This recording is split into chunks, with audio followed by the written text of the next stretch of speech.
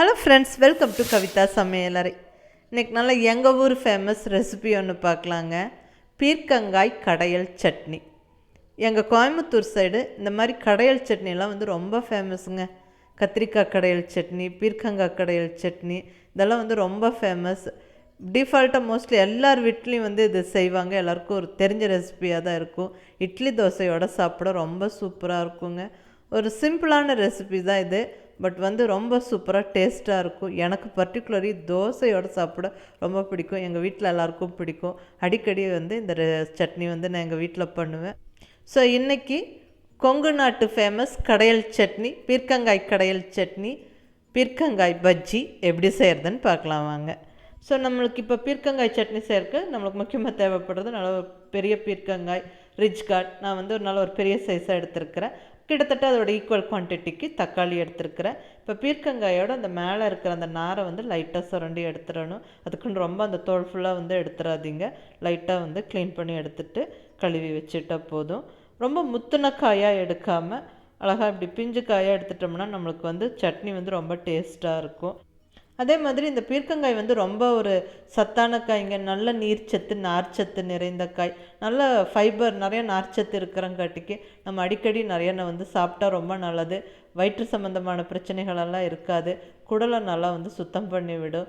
ரொம்ப ஒரு சூப்பரான காய். ஸோ அதை நல்லா இப்படி சட்னியெல்லாம் செஞ்சு சாப்பிட்றது ரொம்ப நல்லதுங்க. ஸோ இப்போ அந்த பீர்க்கங்காய், தக்காளி எல்லாம் பெரிய பெரிய பீசஸாக கட் பண்ணியாச்சு. இப்போ மற்ற எண்ணெய் பொருட்கள் வேணும்னு சொல்லி நம்ம தாளிச்சிட்டே பார்த்துடலாம். இப்போ பேனில் 2 ஸ்பூன் எண்ணெய் விட்டு அந்த ஆயில் சூடானதுக்கப்புறம் 1 ஸ்பூன் சீரகம், 1 ஸ்பூன் கொத்தமல்லி சேர்த்திக்கலாம். இப்போ அதில் ஒரு 10-15 சின்ன வெங்காயத்தை கட் பண்ணி சேர்த்திக்கலாம். 2 பச்சை மிளகா, கொஞ்சமாக கருவேப்பிலை, கொஞ்சம் கொத்தமல்லி இலை, இது கடைசியாக சேர்த்திக்கலாம். ஸோ இப்போ கருவேப்பிலை, பச்சை மிளகா, சின்ன வெங்காயம் சேர்த்தி கொஞ்சம் வதக்கிக்கலாம்.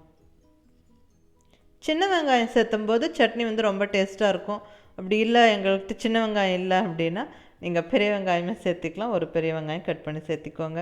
அதுக்கப்புறம் 4 தக்காளி இப்போ கட் பண்ணி வச்சுருக்கிறேன். அதுவும் உள்ள சேர்த்தியாச்சு. அது நல்லா ஒரு வாட்டி கலந்து விட்டுறலாம். ரொம்ப வதக்கி அது மசியெல்லாம் வேண்டாம். அதுக்கப்புறம் உடனே நம்ம பீர்க்கங்காயை சேர்த்து விட்டுக்கலாம். நல்லா கொஞ்சம் பெரிய பெரிய பீசஸாகவே பீர்க்கங்காய் கட் பண்ணி சேர்த்திக்கலாம். ஏன்னா இதுக்கப்புறம் இதெல்லாம் வெந்ததுக்கப்புறம் நம்ம கடைய போகிறோம். அதில் கொஞ்சமாக மஞ்சள் பொடி, ஒரு 3/4 ஸ்பூன் அளவுக்கு சாம்பார் பொடி, தேவையான அளவு உப்பு, ஒரு 1.5 டம்ளர் அளவுக்கு தண்ணி சேர்த்திக்கிறேன். தண்ணி நிறையா விட வேண்டாம். இது பீர்க்கங்காயில் தண்ணி விட்டு வேகும். ஸோ அது அளவாக ஒரு 1.5 டம்ளர் தண்ணி விட்டால் சரியாக இருக்குங்க. சட்னி ரொம்ப லூஸாகவும் இருக்கக்கூடாது, ரொம்ப கெட்டியாகவும் இருக்கக்கூடாது. ஸோ அளவாக தண்ணி விட்டு நல்லா மூடி வச்சிடலாம். ஒரு 10 நிமிஷம் அப்படியே வேகட்டும். ஒரு 10-12 நிமிஷம் நல்லா பாயில் ஆகிடுச்சுங்க. இப்போ இந்த லிட் ஓப்பன் பண்ணி பார்க்கலாம். சூப்பராக எல்லா காயெல்லாம் வெந்துருச்சு, தக்காளி எல்லாம் நல்லா வெந்துருச்சு. இப்போ ஃபைனலாக அந்த கொத்தமல்லி தூவி விட்டுறலாம். நல்லா கமகமன்னு வாசனை வருதுங்க. ஸோ இனி ஸ்டவ் ஆஃப் பண்ணிவிட்டு நம்ம மத்து வச்சு கடைஞ்சிக்கலாம். மத்து வச்சு கடையிறதா இருந்தால் தண்ணியை வடித்து வச்சுட்டு கடைஞ்சிட்டு அப்புறம் உள்ளே சேர்த்திக்கோங்க. எலக்ட்ரிக் பிளெண்டர்னால் ஒன்றுமே பிரச்சனை இல்லை, அப்படியே கடைஞ்சி விட்டுறலாம். ஆனால் ரொம்ப அப்படி பேஸ்ட் மாதிரி கடையாமல் நல்லா இப்படி காய் கொஞ்சம் இருக்கிற மாதிரி அப்படி கடைஞ்சி விட்டுட்டா ரொம்ப நல்லாயிருக்கும் சாப்பிடும்போது. ஸோ சூப்பரான பீர்க்கங்காய் கடையல் சட்னி, எங்கள் ஊர் ஃபேமஸ் கடையல் சட்னி சும்மா ஜம்மன் ரெடி ஆகிடுச்சுங்க. நல்லா இட்லி தோசையோடெல்லாம் சாப்பிட இந்த பீர்க்கங்காய் பஜ்ஜி சூப்பராக இருக்குங்க.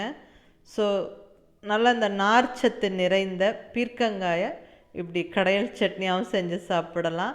ஸோ ரொம்ப நல்லாயிருக்கும். கண்டிப்பாக ட்ரை பண்ணி பாருங்கள். உங்கள் ஃபீட்பேக் சொல்லுங்கள். பிடிச்சிருந்தால் லைக் பண்ணி, ஷேர் பண்ணி, கமெண்ட் பண்ணுங்கள். கவிதா சமையலறை சப்ஸ்கிரைப் பண்ணி என்னோடய மற்ற ரெசிபிஸும் வீடியோஸும் பாருங்கள். தேங்க்யூ.